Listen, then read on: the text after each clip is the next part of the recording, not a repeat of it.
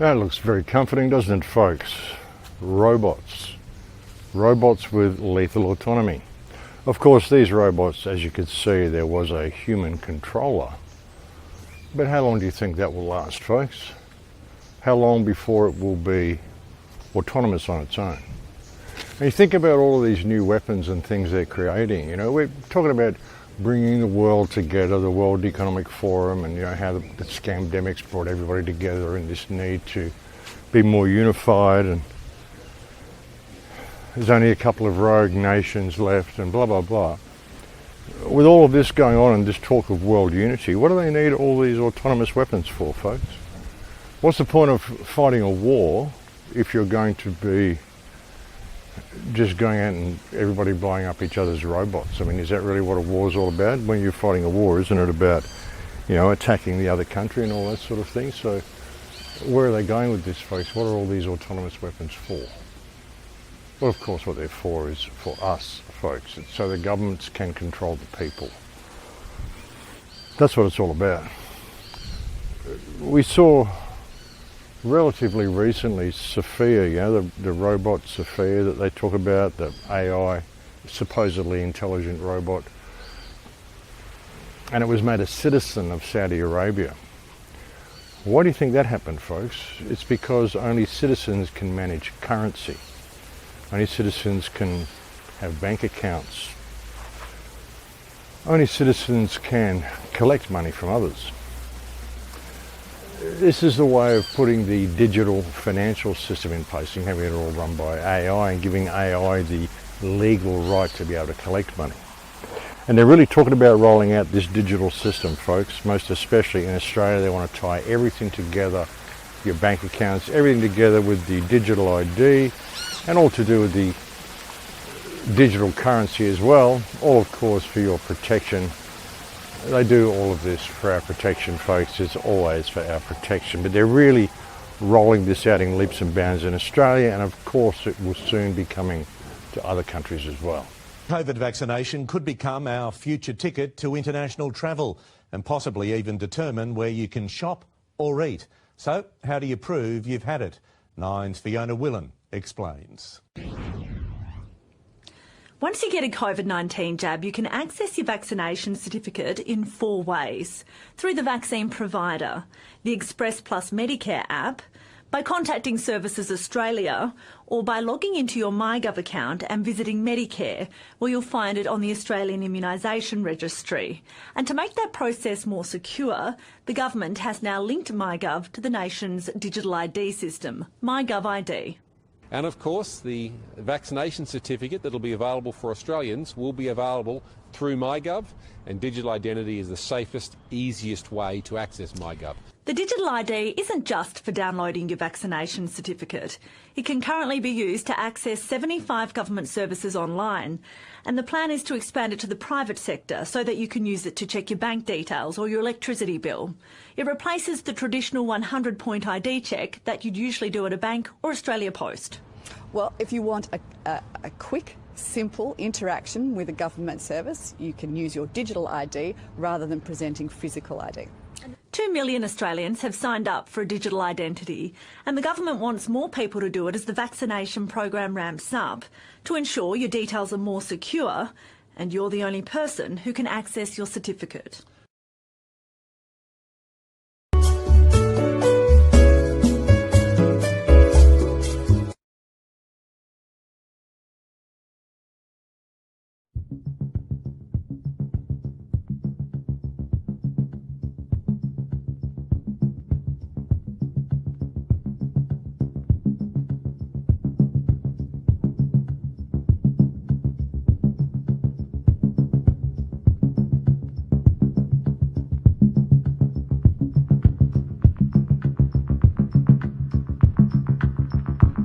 And happening very quickly, all right on cue, just as we said it was going to happen.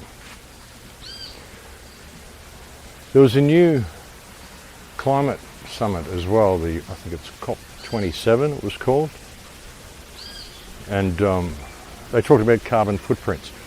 I already showed you how they want to tie the digital currency to your carbon footprint. We're developing through technology, an ability for consumers to measure their own carbon footprint.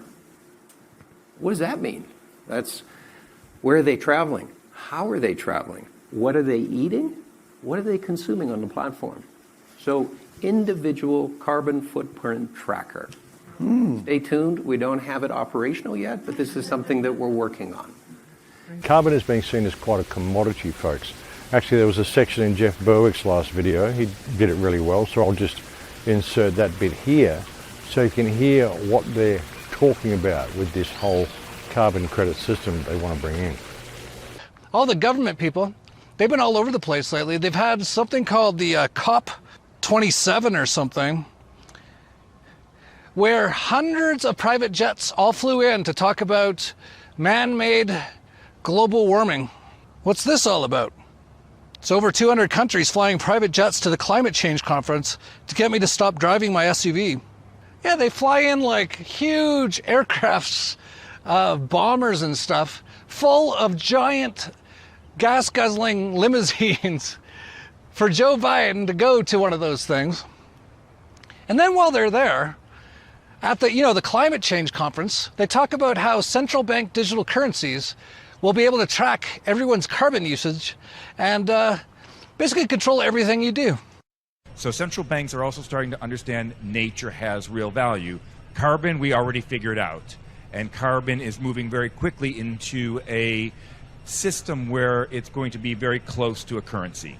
Basically being able to take a ton of absorbed or sequestered carbon and being able to create a forward pricing curve with financial service architecture, documentation. I just came out of a meeting this morning how we're trying to accelerate that.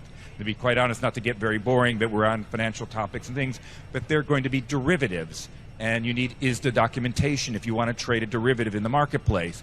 And all of this actually matters for nature as well. I'm going to quickly hand off, but again, I want to talk about value one more time, because the southern part of the world has value far greater than large elements of the northern part. And we start thinking about and putting prices on water, on trees, on biodiversity. We find, where does that sit? I'm doing a lot of work out of Asia, and I say that my next door neighbor, Indonesia, is the left lung of the world, and obviously Brazil's the right. And Africa, absolutely critical. And we need their natural capital as a system-based world more than we need that 66 billion we've got sitting in the basement of the Bank of England. So how do we, and I'm hoping this discussion today, at least from a central banker's point of view, on how do we start tokenizing, how do we start building systems that actually create not only the value, but transfer that value around the world. And they're doing everything they can to really bring it out around the world. Like you said there, the southern part of the world is of great interest to them. And I mentioned South America and Africa, of course, as places to be exploited. What they haven't told you about is Australia, what they're actually doing to Australia. Australia is suffering some of the worst floods you've ever seen. And of course they're saying it's El Nino and La Nina and all of this sort of crap that they come up with, when really they're engineering it all themselves, folks. But some of the worst floods we've seen in the central New South Wales coast.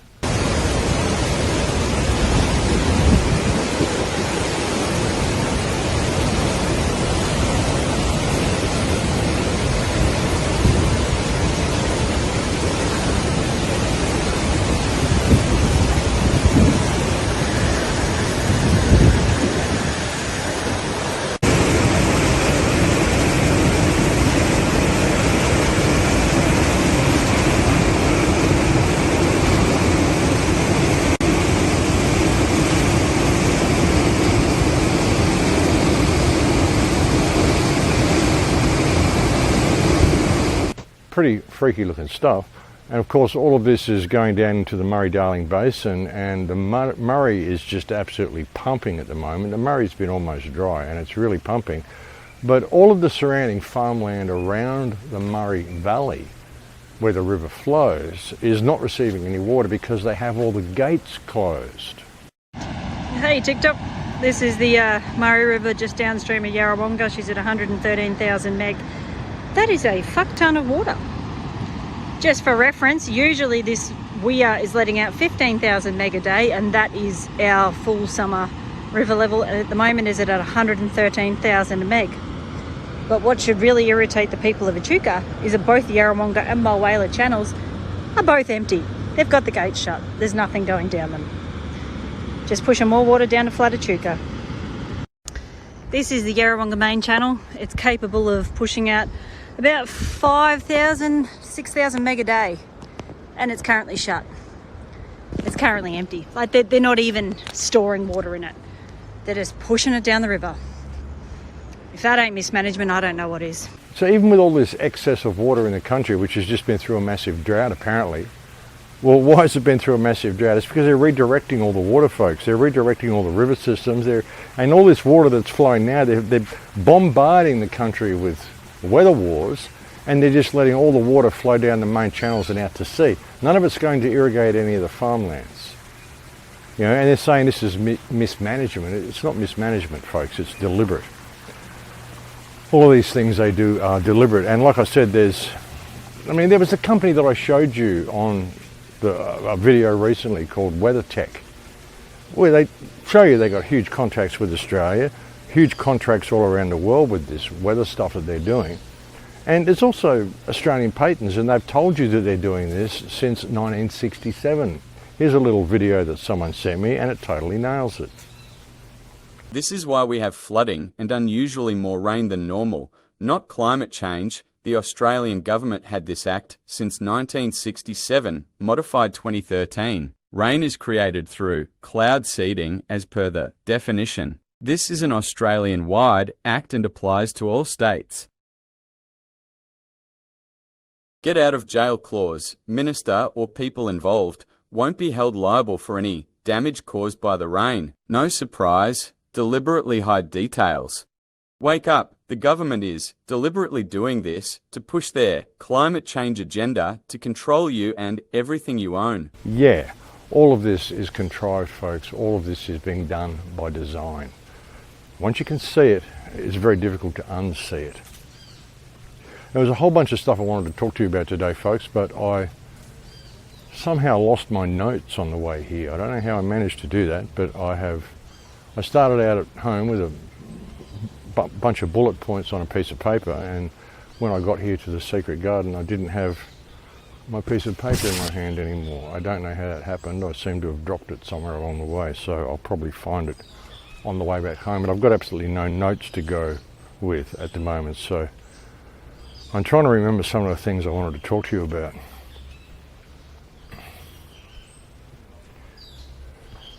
No doubt most people saw the whole FTX thing, which appeared to be laundering money for the Democrat Party. I mean, I'm sure enough people have seen that information that I don't really have to talk about it too much. Again, Jeff talked about that on his last video as well. That little section that I showed you went on to talk about FTX and how that was all a big scam for the Democrats, and you know how rigged the elections are. I mean, this whole midterm rubbish. It's rubbish, folks, because the whole world is overrun now by the WEF, the World Economic Forum. These people, like the young global leaders, they're all Klaus's people. They've all got into office everywhere. This is why people that are in the minority, when you look at the polls and when you look at the crowds that they're getting, and even the percentage of votes they seem to be getting, they're all in the minority, but somehow they still end up being the leaders. You've got to ask yourself why this is. Well, it's because it's all done by design. The world's been infiltrated, folks. The world's been infiltrated, and people are so scared of doing anything about it because they're so scared of, you know, rocking the boat, or, I mean, scared of their life getting uncomfortable or something. I don't know how you could still be in that mindset over the last 3 years. But people are prepared to give up everything in order to do what they're told, in order to be left alone. You know, and you're getting to a point where everyone's just going to be locked up and controlled in every single aspect of their lives. Carbon credits for every single thing they do. You're not going to be able to travel, you're not going to be able to do anything without their say-so. And that's why they want you driving electric cars and stuff they can switch off. Did anybody see that incident with the electric car? I mean, we've been telling you not to drive these things, not to have anything to do with these things. There was an incident with an electric car, I think it might have been in China. A lot of stuff going on in China, folks. But there was an incident where a guy went to park his car and he tried to park it. When he hit the brake, apparently his foot went on the brake too heavily, or it slipped off the brake onto the accelerator or something, but once it did, the car just took off, and he's hitting the brakes and trying to stop it, and it just took off down the street.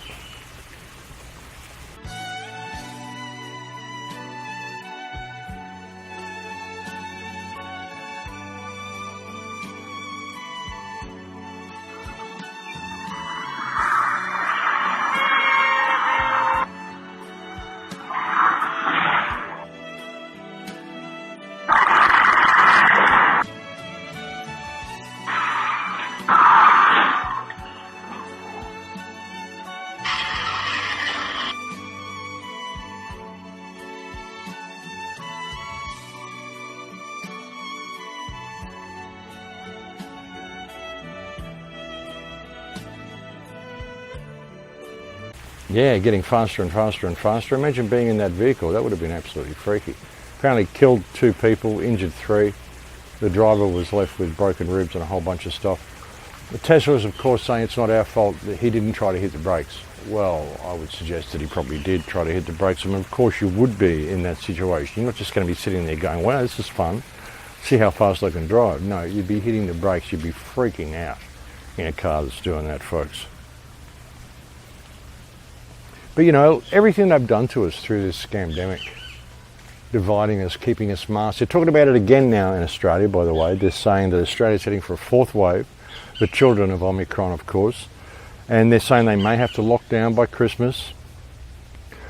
You know, if you live in Australia and you let them lock you down again, you deserve what you get. You deserve what you get. You can't allow them to keep doing this, folks. And people will be saying, oh, it's all very well for you to say there, you're in Mexico. Yeah, I'm in Mexico because I could see this happening. I could see this happening 20 years ago. I went on air 16 years ago, started making films and started warning people that it was time to stand up to prevent this happening.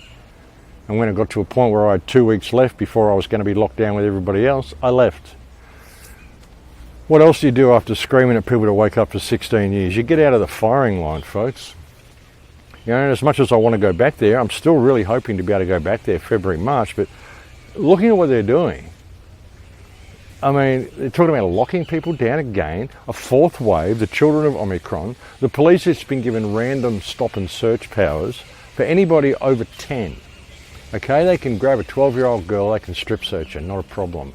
They can grab a 12-year-old girl, start harassing them, 12-year-old boys start harassing them. Children, folks, they target them young. They like to target them young. I remember when I was like 15, 16 years old, if I was out of the house after dark on the Gold Coast, the police would grab me and harass me just because I was a kid. I was a kid and I had long hair, and it's someone they can put the fear of authority into at an early age, which is what they want to do. So Australia's really going down the tube, folks, and it's being hit with these weather wars. It's being depopulated. Of course, they're now doing the buyback that I spoke about a few shows ago. They want to buy back people's properties if they're living in danger zones. And they're saying they're getting extreme weather decades earlier than they expected, because global warming is a lot worse than what they thought, or climate change is a lot worse than what they thought. It's all bullshit, folks. They're controlling the weather themselves, and they're doing this and pushing the people into doing what they're told. And you've got to stop complying with this, folks. You know, people will sacrifice their entire lives because they refuse to stand for something. That's why the world's in the state that it's in, because people just refuse to stand for something. Like someone said, some quote, I don't know who, stand for nothing or die for something. People are terrified of death is the problem. And death is the one part of life which is inevitable. It's going to happen. You know, what are you prepared to do to cling on to one more day of life? Like, you sacrifice your life. You sacrifice everything it means to be alive. Mask yourself up, cover yourself up, separate yourself from other people. Separate yourself from your children, terrify your children, terrify yourself. Lock yourself away in a house, take poisons, inject them into your bodies, all this sorts of stuff because you're scared, you want one more day of life? What, in that sort of a reality? What sort of a reality is that? People are slowly killing themselves, and they are dying inside, and they are becoming walking zombies. walking death themselves because they're not participating in life, and they're doing this in order to cling on to one more day of life. When they could simply stand up and say, no, enough is enough. I'm not going to do this anymore. All you politicians can fuck off. You're all in abuse of office, all of you people. You know, there's so many people in Australia, there's so many people in all of our countries who could simply stand up and say no. And it isn't a matter of going to the street and protesting and getting, you know, tear gas thrown at you and all the things that they do. It's a matter of simply getting on with your lives and not complying with anything the government says. Nothing. Everything the government says is backwards. Everything it does is a lie. Everything it does is to control you. You know, as you saw in that last little clip that I had on from the COP27 from Jeff Berwick's video. This is what they think of you. Everything's a commodity. Everything's a currency. You know, carbon becoming a currency. You're carbon. You're a carbon-based life form. Everything are carbon-based life forms. All these plants here, all these trees, this entire garden is carbon-based life forms. Since when did nature become a commodity? Since when did anything become a commodity? Why does everything have to be a commodity? You know, they want to turn you into a commodity. Tradable commodities.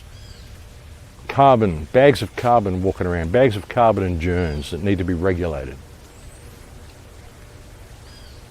That's the problem, folks. That's why I've never participated in commerce. I've never participated in any of that stuff. You know, when I started doing this back in 2008, I did it just because it needed to be done. This is why I've never monetized anything. I've never monetized my YouTube channel when I had a YouTube channel. Like, I had 237,000 subscribers back at the beginning of 2020. I would have 500,000 or 1 million now if I'd stayed on YouTube. And I never monetized my account. I got over 21 million views, 21.6 million views on my YouTube channel. I never monetized any of it.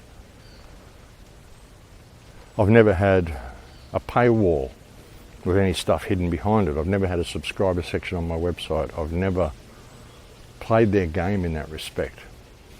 I've always believed that if what I'm doing is coming from the heart, then the universe will guide me, the universe will provide for me what I need so that I can continue. And that's you guys. I mean, you guys have done that. You guys have helped this message get out. Helped me continue this message. Because like I said, when I first started doing this, I simply did it because it needed to be done.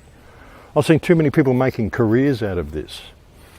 You know, setting themselves up as gurus or whatever and you know, making this whole thing out of it when really this is a great work, and it's a great work that really does require the participation of everybody.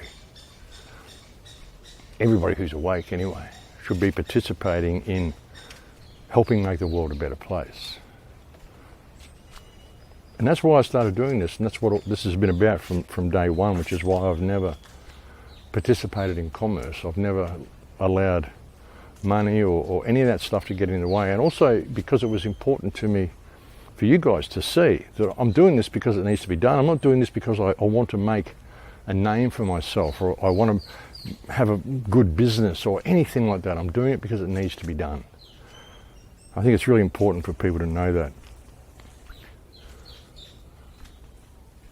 Back in the secret garden again, folks, there's actually a whole new section happening out here. This is being built for an Acapulco, I believe. They're building a whole section out here of more grasslands and building a whole bunch of stuff out there. They're putting in a new pond and a new lake. You can see here. This is all for an Acapulco's. They're really expecting quite a large crowd for an Acapulco this year, folks, or next year. It's going to be good. It's going to be a great gig.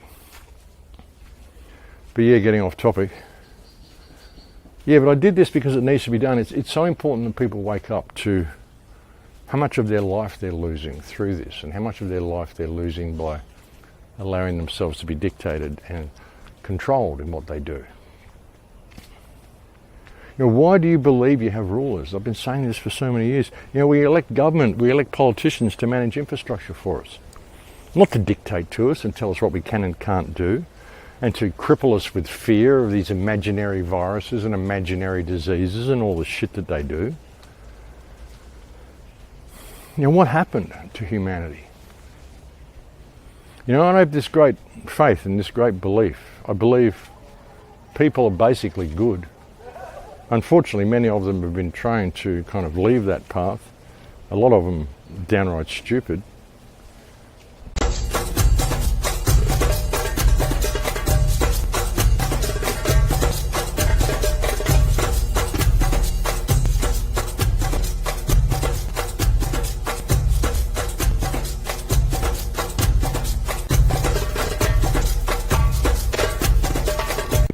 But in there is a sense of divinity that runs through the human race, that runs through the human spirit.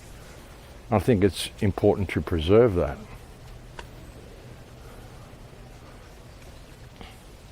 When I talk about going grey and all this sort of stuff, so it's important that there's that spark of divinity that makes it through to the other side. Of course, there's going to be a lot that don't. And that's really what it's about as well. But when you think of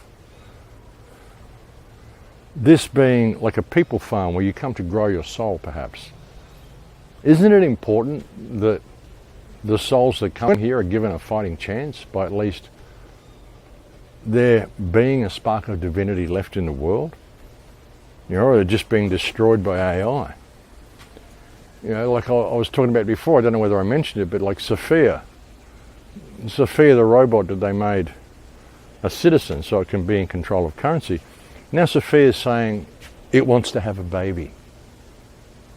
Oh, isn't that sweet that it has human-like emotions?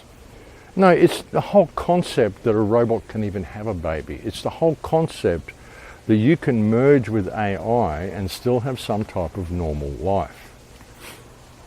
Of course, you've got to be merged with AI because carbon is the enemy and you're a carbon-based life form. Can you see where they're going with all this, folks? And like I said, people are willing to give up every aspect of what it means to be human in order to cling on to one more day of life, not realizing that it's what happens after life that is important. It's like I've said before, this is a soul harvest, this is a soul test.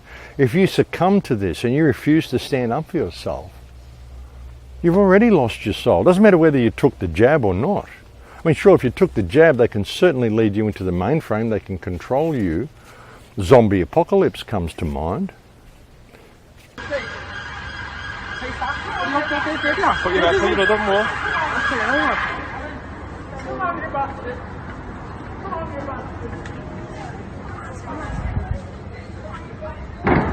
Oh my God, what are you doing?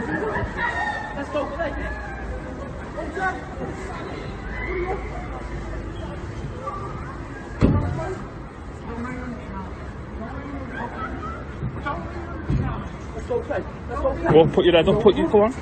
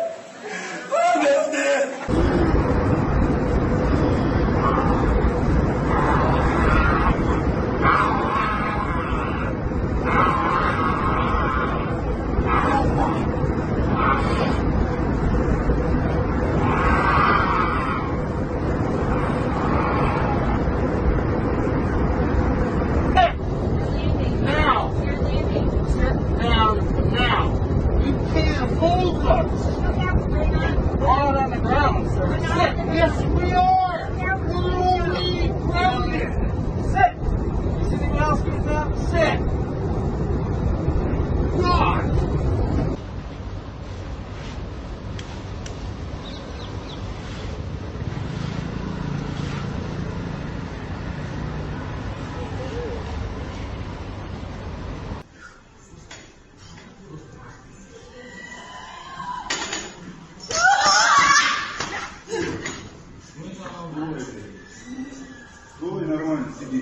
Оператор, проверьте, нет ли у нее оружия. Давай, давай,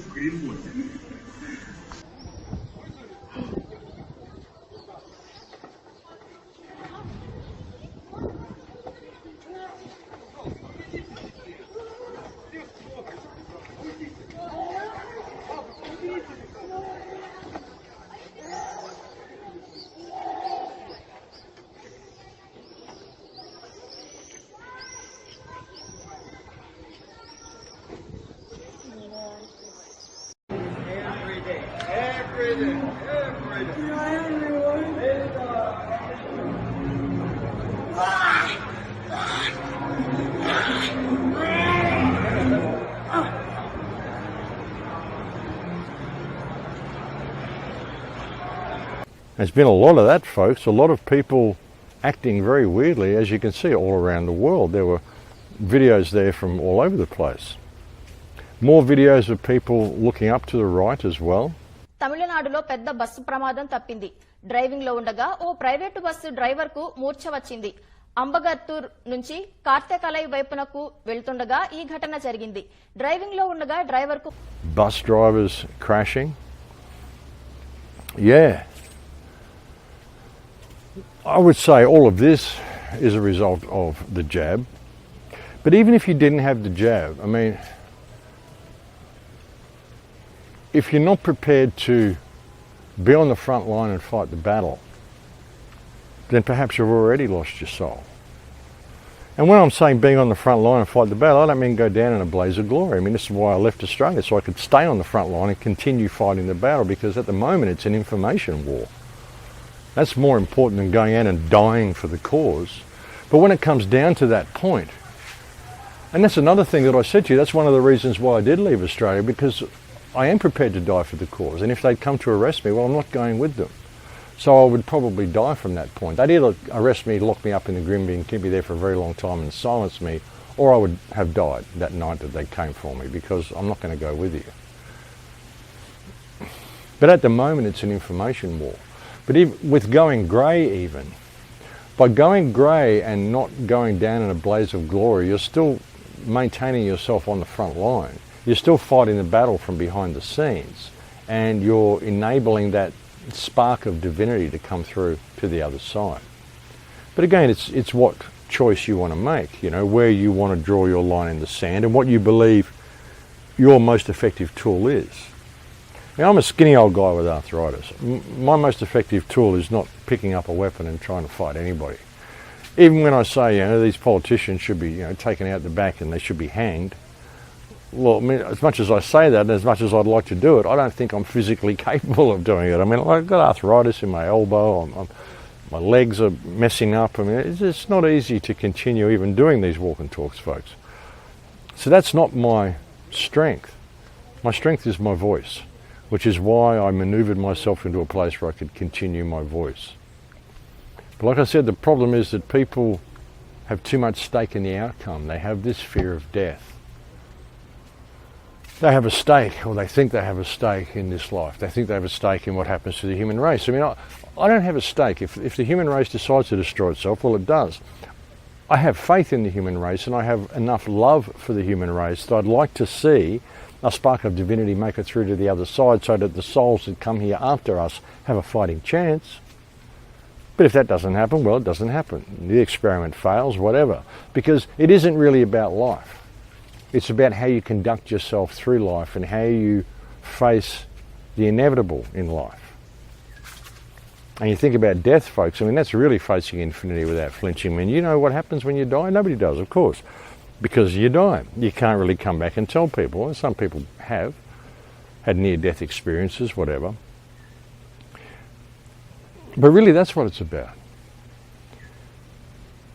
And it's when people are prepared to sacrifice their life, you know, what it means to be alive, in order to grasp onto one more day of breath, that's where it fails. That's where you fail to be human. When you sacrifice what it means to be human, which is why you shouldn't ever lock down again. You shouldn't do any of this stuff these people are saying. Don't let them control you. Stand up for yourselves, because that's really what it's about. That's how you even regain your soul. Even if you've sacrificed things before and you've sacrificed bits of your life and you've done all this stuff to comply, you can still stand up at any time. You can change your mind and you can say, no, I have value. I have value, and I'm going to stand here and I'm going to stand my ground and I'm going to do this. I mean, you can do that. We can all do that. There's a great passage from a book, actually, by C.S. Lewis. Someone sent me this and I actually remember reading it now. So it's great that he sent it to me. But this passage was written 80 years ago, and it really does describe what's going on now, what life's all about, and what the solution to this dilemma really is if you just read between the lines and listen to what he was saying. One young devil asked the old man, "How did you manage to bring so many souls to hell?" The old devil answered, "I instilled fear into them." Answers the younger, "Great job. And what were they afraid of? Wars? Hunger?" Answers the man, "No, they were afraid of the disease." For this youngster, does this mean they didn't get sick? Are they not dead? There was no rescue for them? The old man answered, "But no, they got sick, died, and the rescue was there." The young devil, surprised, answered, "Then I don't understand." The old man answered, "You know, they believe that the only thing they have to keep at any cost is their lives. They stopped hugging and greeting each other. They moved away from each other. They gave up all social contacts and everything that was human. Later, they ran out of money, lost their jobs. But that was their choice because they were afraid for their lives. That's why they quit their jobs without even having bread. They believed blindly everything they heard and read in the papers. They gave up their freedoms. They didn't leave their own homes, literally anywhere. They stopped visiting family and friends. The world turned into such a concentration camp without forcing them into captivity. They accepted everything just to live at least one more miserable day. And so living, they died every day. And that is how it was very easy for me to take their miserable souls to hell." And that was written by C.S. Lewis, Old Devil's Letter to the Young, written in 1942, ladies and gentlemen. Yeah, and that's 80 years ago, folks. 80 years ago, C.S. Lewis was saying this.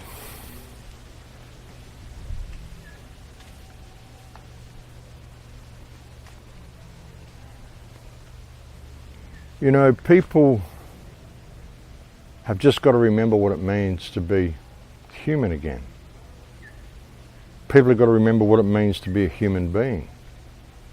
God, there's so much I wanted to say that I had written on my notes. At least I've got something for the next walk and talk though, hey? Because I haven't really touched on any of it, so I'll probably come back and do another one tomorrow or the next day, and I can use the same notepad if I can find a note on my way home. But people have given up on themselves and lost so much faith in their own power and in their own ability to even have any power or exercise any power. So this is what you get.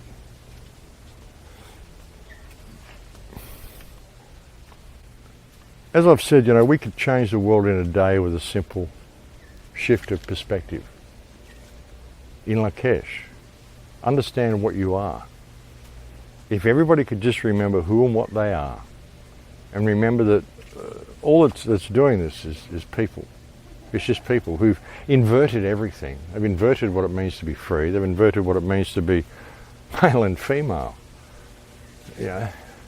Still calling out all these genders. No, there's only two genders, folks. There's two genders and a whole bunch of mental disorders. They've inverted everything though. Like, freedom is having a digital ID. Freedom is going to the MyGov website and having everything linked up, including your bank account and your carbon footprints and all this sort of stuff, because you're trying to save the world. What about living life? You know, we could save the world if we got rid of governments and replaced them with something more manageable and more workable. But you've got to be careful with that as well, because that's what a lot of this is about as well. As I've said to you before, how do you overthrow a country? How do you overthrow a government? If you want to overthrow a government and you want to replace it with your new system, you've got to get the people to lose confidence in the government so that they overthrow it for you, and then you can come along with your remedy. And we've got to understand, I mean, governments in their basic form of what we've got now, I mean, and this is an interesting thing to say being an anarchist, you know, someone who prefers there to be no government, but because society is so dysfunctional, there's so many people that simply aren't able to look after themselves. Sure, we need some form of government. And I've said before, if I was told that there was a button here I could push which would eliminate all governments around the world, would I push it? The answer is no, because a lot of people are simply not capable of looking after themselves. It's going to take at least a generation, maybe two, to educate humanity back into humanity, and re-educate people into what it means to be human and what they need to do to look after themselves. In integrity, I mean, there's a lot of stuff that people have let go by the wayside.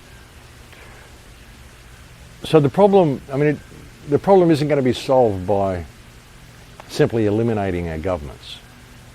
What we've got to understand that our governments have been infiltrated. All of our governments have been infiltrated by the World Economic Forum. Like the Klaus Schwab and his Young Global Leader program. And recently there was, I think it was, it might have been the G20 summit, or it was the East Asia Climate Summit or something. There's all of these world leaders walking in there, and in amongst it is Bill Gates and Klaus Schwab. Bill Gates and Klaus Schwab, they're not running any countries. They're not world leaders. But Klaus Schwab's there basically with his class. I mean, all of these young global leaders, we recently saw, what was it, I can't remember his name, the new president of Brazil took over from Bolsonaro. And Bolsonaro had millions of people following him. This new guy had virtually none, but he's a World Economic Forum guy, so he got in, of course. Jacinda Ardern. There was a recent, I think, election in New Zealand. She got back in. Daniel Andels will no doubt get back in Victoria, even though everybody hates him. The Democrats appear to be winning in the United States, even though everybody hates them.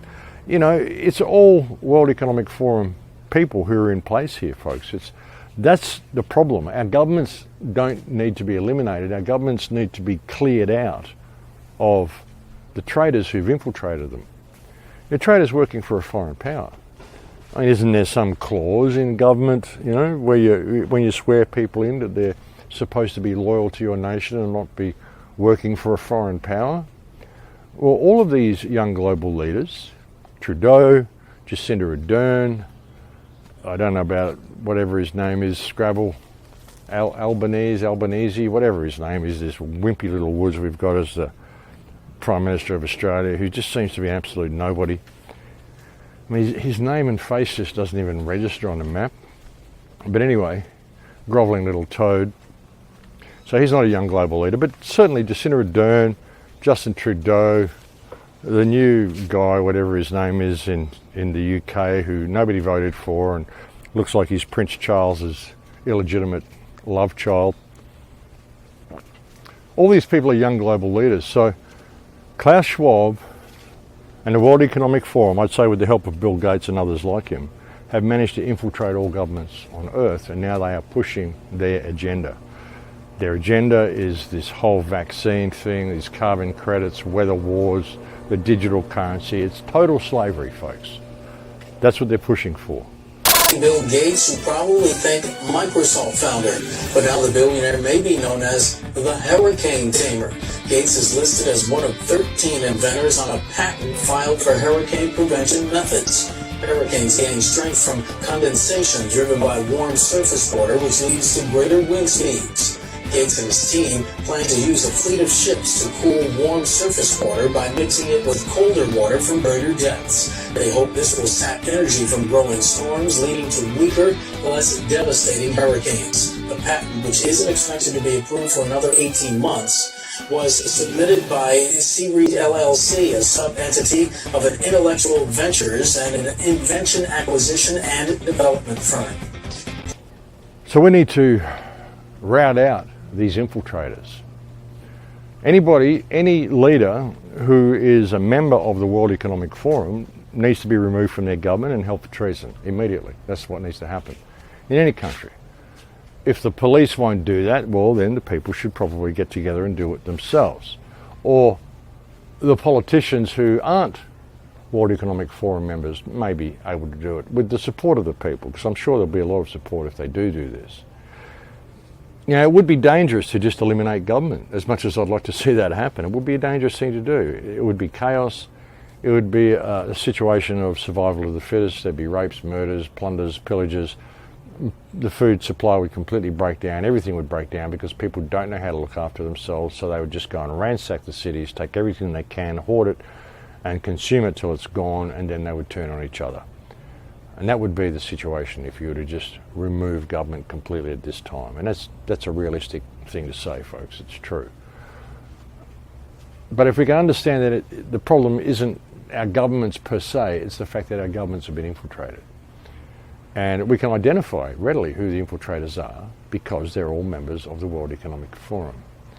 They all go to these meetings like COP27 and these meetings like the climate summit that was just held in Indonesia or Asia or wherever it was. We know who they are. It would be very difficult for the people to rise up and pull these people out of power because obviously the police, these brain-dead thugs, aren't going to let you do it. But if politicians who aren't members of this group were to identify this treason and stand up and call it out, we may get somewhere. The problem, of course, that will prevent anything like that happening is the world media. So the world media has got to ask where their line in the sand is. I mean, I know a lot of the people out there, talking heads on TV, are all compromised. You're all compromised. Half of you are pedophiles. They've got dirt on all of you, otherwise you wouldn't be there. So there's something Kanye West said the other day, and I don't know whether I trust Kanye West or not, but there was a thing the other day that he said that they can't control me because I haven't killed anybody. Categorize. They can't control me. You get what I'm saying? They can control Shaq. They can control Charles Barkley. They can control LeBron James. They can control Jay-Z and Beyonce. But not you, man. But they can't control me. You Not see, it you. ain't no name I won't name. Exactly. It's up. Not you. You know what I'm saying? And just for Minister Farrakhan, I love you, but the way you read that, I took that as a slight. You know what I'm saying? I'm taking no disrespect from nobody. So let's get on the phone and let's talk that out. I don't care who you are. I ain't taking no slice from nobody, right? I ain't taking no slice from nobody. It's God. That's the only person that I serve. My mom ain't here. My mama was sacrificed. Me too. You understand? Yeah, I'm Christian. Michael Jordan, what about him? His daddy, right? Bill Cosby, his son, right? Dr. Dre, his son. You know, out in Hollywood, a lot of people come up missing. Feels like it might be a lot of that in order to control, traumatize. They want to monetize and traumatize. And God loved me. You understand? They hit me. Gap, Adidas, all that away. Still, Forbes, who hate me, right, had to write net worth 400 million. Jesus is king. God loved me. That's more important thing in life. That's the thing. You know what I'm saying? And this truth is going to be heard. Y'all can't send none of y'all Meek Mills, y'all Puffies, y'all Lil Boozy, none of these names, none of these people that have to listen to y'all because they have legal. I never killed nobody, right? I'm the pussy that never killed nobody, right? But that means I can say whatever I want and not go to jail. And that's very much the situation, folks. I mean, even when you look back and see some of the dirt that was presented with Scott Morrison, the previous Prime Minister in Australia, there was talk that he'd killed and raped children when he was caught, and he was caught by the police, but they never charged him for it. Well, why would that be? It was because they wanted to have him run for Prime Minister and they had dirt on him. and great dirt too. Oh, you killed and raped children. Yes, we want you as the next Prime Minister. You're going to be our next puppet. So when you look at that and consider the possibility of that, you wonder why you can't go to the police. The police run things more than the government does, folks. The police, they basically control the politicians, because when the politicians do something wrong, they catch them and they take them off to their Freemason leaders, and then they decide what the future's going to be. It's a big club, and you ain't in it, like George Carlin said. And that's what they've got on people. All of these politicians have committed some crime, and most heads of any industry or heads of any media apparatus have caused some crime, committed some crime as well. Most people that are talking heads on TV get up to the most horrendous things in their spare time, and all you got to do is get some of that on film. And I worked in Channel 9 for, I think it was Channel 9, might have been Channel 7. It was Channel 7, I think. I don't know, it was a while ago.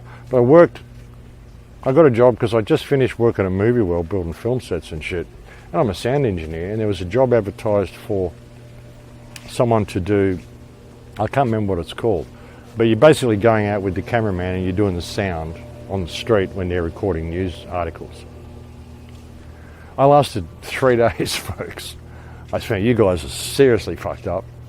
I don't want to do this. I don't want to be involved in this. Just back when I was in my 20s. A long time ago. I could see it all back then. And I saw things happen on the street as well. Like I remember seeing a crime committed on the Gold Coast. I saw a robbery in the Hub Arcade in Surfers Paradise. A lot of people saw it, and then I saw the news article on TV that night. It was nothing like what had actually happened. And I was there, I saw it. And I started to realise, okay, this is all messed up. But then, okay, so a few years later, 5, 10 years later, I went for this job anyway. And like I said, I lasted 3 days, and I could just see. It's crazy. And the shit they get up to back in the TV stations and stuff, folks. Like there was a woman that I had on a year or two ago, Rachel Vaughan, who talked about the Beaumont killings. And she fully said they film child porn in Channel 9 studios in Adelaide. So understanding that, you can see why this is kind of an uphill battle. Because you're not going to get any joy from the police. They're the ones who run the child trafficking. You're not going to get any joy from the media because they're all compromised. They do the most horrendous things. And they're out there telling you what great people they are and telling you how to behave, while they just don't do any of the above. They come across as your friends. Oh, gee, she's nice. Oh, he's nice. And they look so nice together. And, they say all the right words. And, they smile at me. And aren't I privileged to be able to listen to these people? You kind of develop relationships with them. That's why they have two anchor men on TV. There'll usually be a man and a woman who play off each other, and they make little comments with each other, even just a little look. They'll bring you a news story, and then they'll give a little snicker or whatever to each other, and a little raised eyebrow. And just in that gesture, they're telling you what you should think about that article they just showed you. It's all programming, folks, all mind control. Social conditioning through the pop industry, through the education system, through the news media. And that's what makes it so difficult to get information out to people. And that's why, I've been saying non-compliance. Non-compliance, if people just stopped this and went along with their lives, well, great, that would be good. But if that's not going to happen, and after 3 years of this rubbish that we've just been through, it would appear it's not going to happen. Well, what's the other option? The other option is to go down in a blaze of glory, and if that's your path, well, that's your path, and I respect that. The other option is to go grey, continue the fight from behind the scenes, and make sure a spark of divinity comes through the other side. That's really the only options we've got at the point that we're in, folks, because I can't see this changing. There's talk that Trump's going to run for office again in the 2024 election, and if we even lasted 2024. And imagine if he got in. Imagine if he got in and they said, he's colluding with Russia again, and then there's another 4 years of just nothing. It's the same thing. I wonder if they could do it again. I wonder if people would buy into it a second time and literally believe that this guy's going to change anything. It's such theatre, folks. All of it is theatrics, the whole thing. You can see with the last election, all the numbers were the same in so many states. In the governor's race for New York, and you see all the blue that's there. all the statements that are there. But look at the red. The red is Zeldin. But look at when I scroll over what it shows. It shows Zeldin at 63.1% with 34,311. It's very important to pay attention to that, because when I move into the next one, well, it's not that one. I move into this one, same amount, 63.1% at 34,311. Oh, same thing in this one. Oh, same thing in that one. Oh, same thing in that one. Same thing there. Same numbers there. Identically. 34,311 votes, 63.1% polling in all but one of the districts. Look at that. Same thing there, even in the little bitty ones. So exactly 34,311 people voting in each one of these counties exactly, identically. Now, you would say, okay, so the numbers are fake for Zeldin. Well, let's look at Holcomb's. 113,228. That one's different. That one's different. 113,228. Same thing. Oh, the 73, by the way, matches the one up here. 73,693. 73,693. 73,693. 73,693. The 145 will be repeated too. 145, 415. Where is it? Where's the other one? The next one. Oh, there's the 113. You got 145, 415. 145, 73, 693. You notice the patterns. These districts are using the same exact number of votes with the exact same percentages duplicated over and over again for either person. There's nothing real about that. That is copy and pasted data. It's all theatre, folks. The whole thing is theatre. It's there to give you the illusion of choice, so you won't ever stand up for yourself. Same as Trump. He's there to, so you'll think someone's in there fighting for you. And there's got to be some politicians in there who aren't compromised, who can basically rally the military and go and arrest the infiltrators, the politicians who are working or have ties to the World Economic Forum. There's also a lady in Australia, her name is, off the top of my head, I think it's Jane Hanson. Jane Hanson is married to Brett Sutton's brother. Brett Sutton is the health officer in Victoria who was doing all sorts of terrible things to Victoria, all sorts of guidelines that were killing all sorts of people. And if you look at Jane Halden, I think her name is, she is fully connected to the World Economic Forum, fully connected possibly even to the United Nations. She is who is basically dictating the entire Australian health directive. So next time you're having a protest in Victoria, if you're still going to go to these protests and still go and march in the street and still go and allow yourself to get beaten up at Parliament House and all that sort of stuff, instead of going to Parliament House and protesting the puppets who aren't even home when you're doing it generally. I mean, when you go and do these protests in Canberra and protests in front of government buildings, there's generally nobody home. The government isn't sitting that day, or the people aren't there anyway. But instead of doing that, why don't you go and protest outside Jane Halden's home? Why don't you do that? Why don't you go and protest outside the Governor-General's home and tell him you have no longer any confidence in this government, you have no confidence in this government's ability to govern.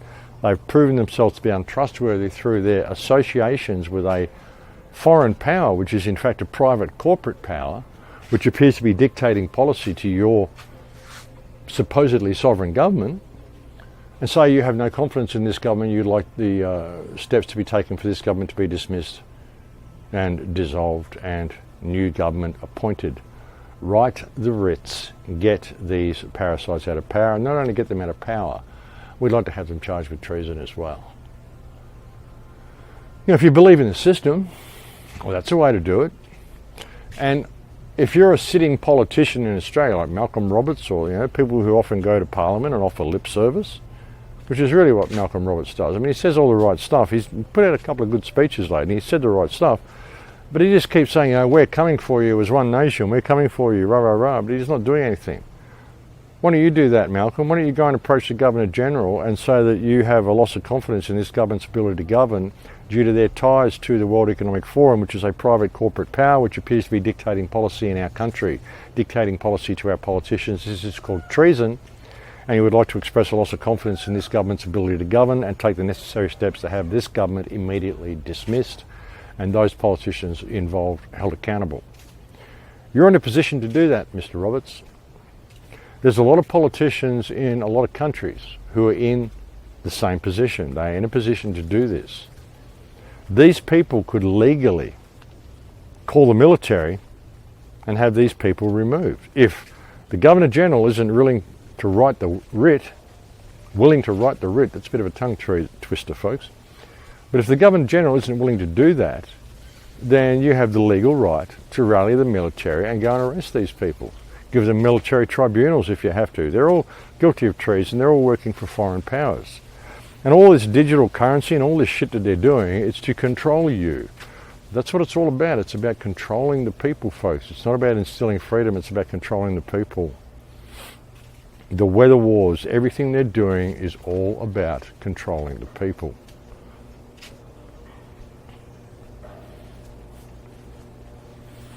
Now, if this doesn't happen, if the politicians don't go and arrest these people, of course the media will probably call it a coup. No, it isn't a coup. The coup has already taken place. The World Economic Forum has conducted a worldwide coup, and it has taken control of virtually all governments in the Western world. And it's working to consolidate its power and to control more and more as the time goes forward. So the coup's already happened.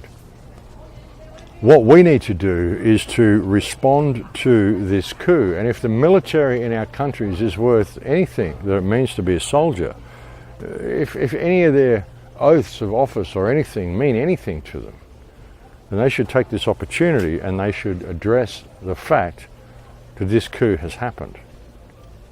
Because it most definitely has, folks. You know, if that doesn't happen, well, what's the choice going to be? What, for the people to pick up arms and go and start shooting people themselves? That's not going to work very well. It never has in the past. I don't see how it would now. So, what do, folks? Well, you go grey. Try to find a way through the other side. Or you move to Mexico until keep screaming at people to wake up, you know, until you don't have any breath left in your body. Which is what I've been doing. But anyway, folks, I think I'll leave it there for now. See, I didn't say it halfway through. That's what happens when I have no bullet points. Because generally when I say that's all I have to say, and I'm going to leave it there for now, it's because I've finished what's on my list of things to talk about. Then I generally give you my, I don't know, philosophical perspective on the situation. And I guess this whole show has been that perspective because I didn't have any notes to go on. So, hola. Hola. Hola. Because I didn't have any notes to go on, so that's just the way I did it. But again, an Acapulco is going to be on in the Secret Garden here in February. It's going to be starting on February 5th. And like I said, they've extended that whole section out the back, which I think they're going to put a stage and a big marquee and all sorts of stuff out there. I mean, this section will be open as well, of course. And it's going to be great. We're going to have a media centre over, I think, in this house over here, where we're going to be able to go and do interviews, so we won't have to leave the site to do it. It's going to go, there's going to be an Acapulco and then Agoraphobia, whatever that is. And that's going to go straight after, and it's going to be in the same place and blah, blah, blah. It's going to be good. You can get a ticket, and I would suggest that you get one quick, folks, if you're coming, because a lot of tickets are being sold. It's going to be a big event next year, and there's a link below. You can click, go buy a ticket at an Acapulco. If you use the coupon Igan, my last name, then you will get a 10% discount on your purchase, and that's always good. There are also still trolls on Facebook sending people friend requests, claiming to be me. It's not me. There are still trolls on Telegram sending people messages wanting them to invest in crypto. I'll never ask you to do that, folks. I don't know the first thing about finances. I mean, like I said earlier, I've never monetised anything. I don't know what I'm doing as far as finances go, really. So it's just a kind of a necessary evil in the world, which I think is actually unnecessary. But I guess in this world that we live in, it's kind of necessary. But anyway, it's another story. But and again, there's all sorts of trolling as well. If you're getting abusive emails from me, folks, it's not me. People, there's a site apparently in Czechoslovakia where you can go and simulate people's email addresses. So I actually got a message from Gareth Icke the other day saying, "Did you send me this email, Max?" And I said, "No, it's not me." I said, "The same thing's happening to me. I've actually got a few abusive emails from you as well." He said, "Oh, really?" And he told me about this site in Czechoslovakia where you can do this. So if you're getting abusive emails from my email address, folks, it's not me. I haven't hardly been answering any emails. I've been so busy. There's been so much going on in my life here in Acapulco where I live. A lot of stuff going on, a lot of changes, which I'll talk to you about one day soon. And I've been extremely busy through a lot of it. So yeah, I don't have time to even answer emails at the moment, let alone send abusive emails to people that I don't know. But this is what they're doing. It's a way of, divide and conquer, getting people to turn on each other. They get activists and then they send other activists abusive emails in their name to try to turn the research community and the activist community against each other. Interesting form of trolling. Yeah. I guess you're making a difference when this sort of thing happens, folks. When people are prepared to go to those sort of lengths just to try to keep you busy. And you can tell which emails they are now as well. I mean, you get emails from people and you look at it and you don't even bother reading it, you just delete it, you know what it's about. So, apologies for any of that. Thank you to all the people who have donated to Stripe. If you're someone who's donated to Stripe, it's been great having a Stripe account open again, folks. Like I've said before, I wasn't able to collect any donations for a year. I managed to open a Wise bank account, which has been kind of problematic for people to contribute to quite often. But now I've got a Stripe account, people can actually make contributions if they want. And I totally appreciate people who do it. And it helps me believe in the message as well. I mean, when I know I'm reaching people, I know their hearts are in what I'm saying and they understand, they're listening with their heart, which is really what you've got to do through a lot of this stuff. I mean, a lot of the people that you find in this movement, they just want to sell you stuff. They want to have their conferences and their seminars and put things behind paywalls. And, I don't know, I guess I just trust in spirit. I trust in the divine. I trust that if the message is pure and the intention is pure, then people will hear it with their hearts and their hearts will resonate and it'll work. And like I said, I only ever started doing this because it needs to be done. I've been able to see for a really long time, where the world's going. And the need for people to remember themselves, which is really all I've ever tried to do, is encourage people to remember themselves, remember what it means to be human. That's why when I say some of the stuff I say and people write to me and they say, wow, it's like you're speaking from my own heart. It's like you're speaking my own words, and it's like I already know the stuff that you're saying. I've just forgotten. Yeah, and that's the point. People have forgotten. People have forgotten what it means to be human. They've forgotten who and what they are. They've forgotten what a wonderful thing life is. And life is truly wonderful, folks. I'm sorry, I keep getting distracted by this garden. Because, yeah, life is truly wonderful. Just life. And when I say life, I don't mean living. Just stuff, life. This stuff that's all alive around me. It's so beautiful and it feels so good to be amongst it and to be part of it. And I don't completely lost track of where I was going or what I was saying. But yeah, I've only ever done this. I think I was saying I just want people to remember what they are. Because that's really what it's about. As soon as people remember what they are and just think, oh my God, we don't actually have to do any of this. No, you don't. None of us do. So why do we? We do because we're in fear. We're taught that we've got to do this and we've got to do that, and we've got to walk between the lines or bad things are going to happen. Yeah, it's crazy. It's like that Rudyard Kipling, not Rudyard Kipling, C.S. Lewis quote. What an incredible quote, hey? And look, that was 80 years ago, folks. 80 years ago he said that. Yeah, he could see what was going on. Just got to fix my broken flip-flop.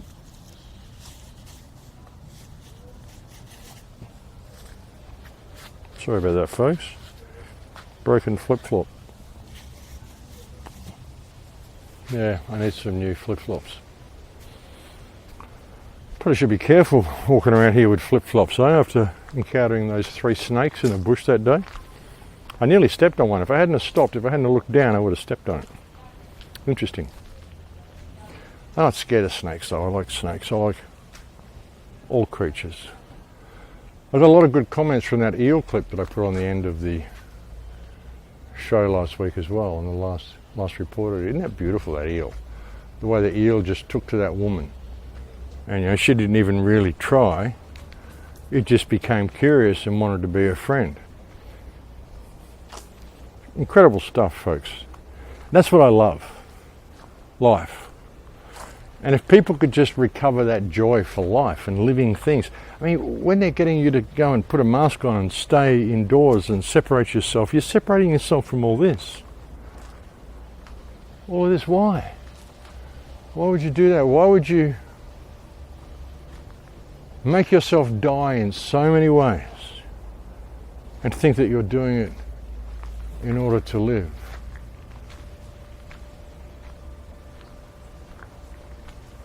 Adhere to guidelines given to you by politicians that don't care about you and have no love for life, and think that you're doing so in order to live and stay healthy. You're actually separating yourself from everything it means to be human in order to stay healthy. It doesn't make sense at all.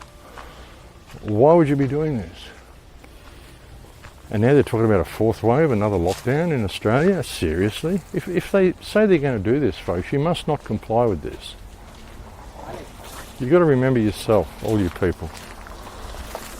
So folks, a bit of action here. Car going past, people working on the garden. There's a whole nursery in here next to the secret garden. It's quite beautiful, I guess, where they get their plants from. It's probably their nursery, who knows. Buenas tardes. Yeah, it's probably their nursery, folks, but as you can see along the road here, a lot of nurseries and stuff along the road that I usually walk down. But that's the question, how much of life are people prepared to give up and still think they're alive? Every time you comply with something that limits you from your life, limits you of your potential to be all that you can be, you've given up a little bit of your soul. This is why I got kicked out of 4 schools when I was a kid. This is why I've never done anything. I've never had anything to do with the system. All I've had through my entire life to do with the system is driver's license and registration so that I can travel freely without hindrance, and a passport and a bank account, because it's impossible to live without them, it's impossible to travel without them. But that's it. No other ties to the system at all. I lived my whole life that way. Never owned a credit card. Never taken out any loans. Never tried to think I could own the earth, anything like that.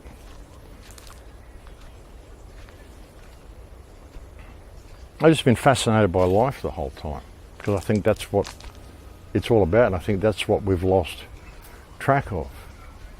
That's why when I was a kid and I said, why can't we come and move in the forest? And Mum said, it's because we don't own the land. And I'm like, what do you mean own the land?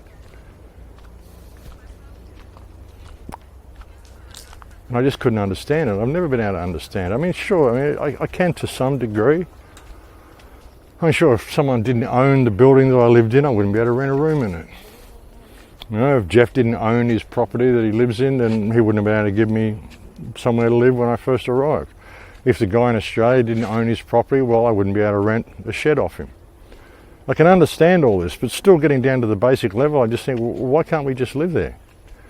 And if you do own it, well, why don't you actually own it? Why do you have to keep paying for it? Why do you have to keep paying rates on it, keep paying utilities and paying all this shit? It's just extortion. Why? And now you're tied to it. You can't move, you can't do anything, you can't go anywhere because the land actually owns you. It's a paradox, folks, that we're caught up in. And I've always seen it that way. But, you know, I mean, sure, I can appreciate when I say, oh, you know, you can't own land and stuff, you know, I understand it's probably slightly hypocritical even saying it that way. But if you can look at it on a deeper level, it's just always been something that fascinated me. Why we actually need money, why we can't just work cooperatively and help each other. Of course, I tried to do that when I was a kid. I got shat on a lot, but, you know. I guess that's why I grew up thinking nobody actually cared about anybody. It took me a long time to wake up to the fact that I was my own worst enemy with all of that. But, you know, I had a pretty rough childhood, so what can I say? But anyway, I'm getting off and just babbling and whatever. Yeah, thanks to all the trolls for letting me know I'm on the right track. Thanks to all the people who send me so many kind emails. I've got a few interview requests I want to get to as well. Might have some more information about the Christchurch shooting coming to hand as well that I want to bring to you. I've just got to talk to this guy and see what he's got for me.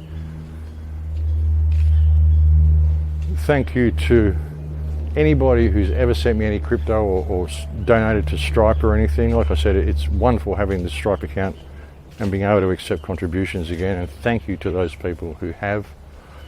I honestly wouldn't be able to do any of this if it wasn't for you guys. And that's really from my heart, folks.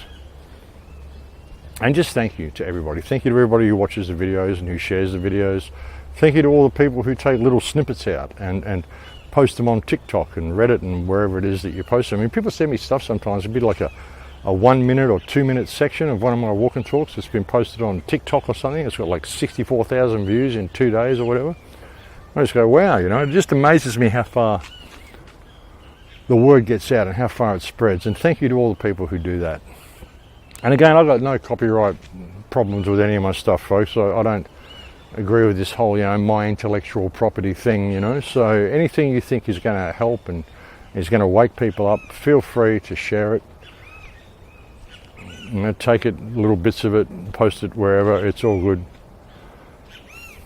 And yeah, thank you to everybody on the front line. Thank you to everybody who's supported this work and continues to support it. Thank you to anybody who's speaking out. I've said before, you guys are the best crew. My listeners, you are honestly the best crew. You're such good people.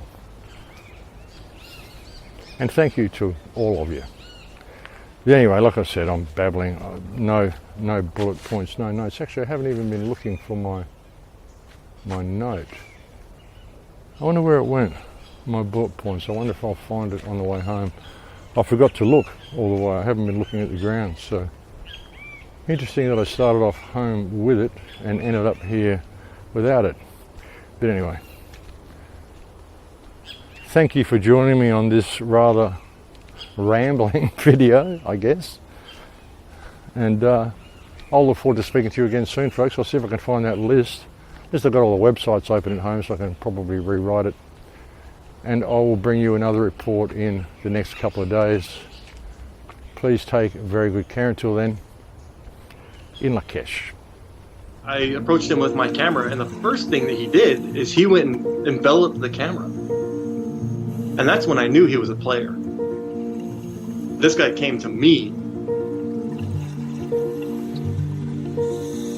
The giant Pacific octopus is one of my favorite animals in the world, so I always keep an eye out for them when I'm underwater.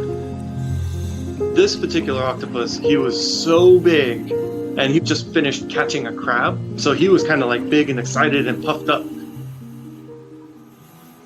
He did swim off a little bit, and so we kind of went around the rock that he swam towards. And then he came down the slope and investigated us a little bit more. He was investigating me with his special arm that he uses to try to find females. It's very long. I suspect he was just thinking, hey, I'm out in the open, might as well look for a date. And what is this big weird thing?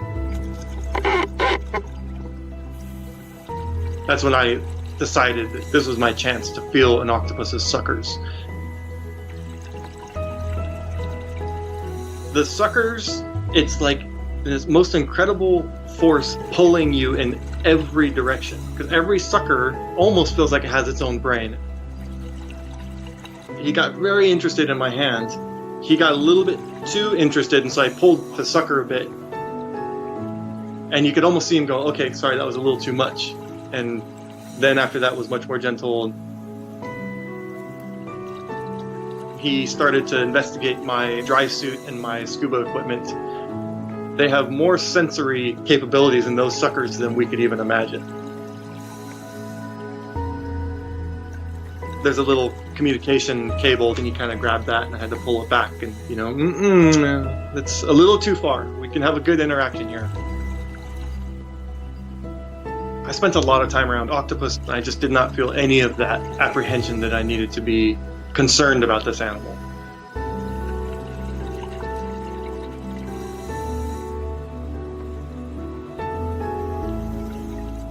It felt like a true interaction between two thinking beings. It was like meeting an alien. They're so smart. And he's investigating me with his eyes, he's investigating me with his arms, his tentacles, everything. He probably just got bored and realized, okay, you're not a girl octopus, you're not food, and you're not trying to eat me. So after a few minutes, he just crawled away through the kelp and through the rocks and disappeared. He's got things to do.